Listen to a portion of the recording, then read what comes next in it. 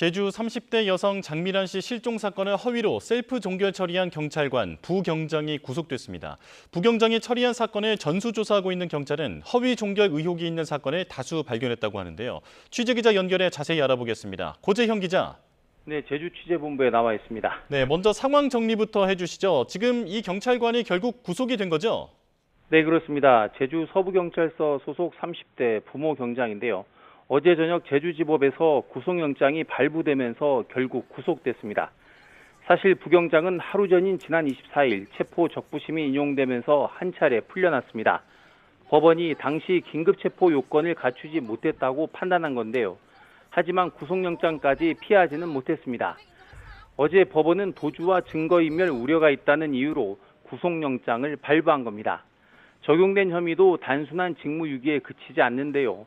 직무유기와 공전자 기록 위장 및 행사, 위계에 의한 공무집행 방해 등 3가지 혐의가 적용됐습니다.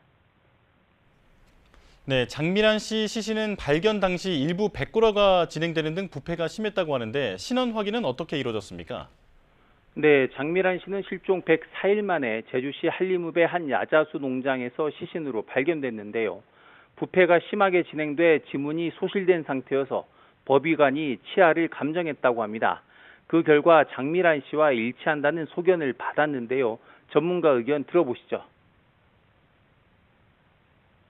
치아를 감정한 결과 실종자와 일치하였다면 유전자 감식까지 이루어지지 않는다고 하더라도 발견된 시신은 장미란 씨일 가능성이 상당히 높습니다. 네, 경찰은 추가로 유전자 감식도 진행하고 있습니다. 신원은 확인됐지만 사망 시점과 사망 원인, 타살 여부는 아직 나오지 않았습니다. 경찰이 국가수의 정밀 감정을 의뢰했는데 결과가 나오기까지는 수주가 걸릴 것으로 예상됩니다. 발견 당시 타살 혐의점은 낮아 보인다고 경찰이 밝혔는데요. 이제는 장 씨에게 무슨 일이 있었는지와 왜 석 달 넘게 발견되지 못했는지에 대한 수사가 남은 상황입니다.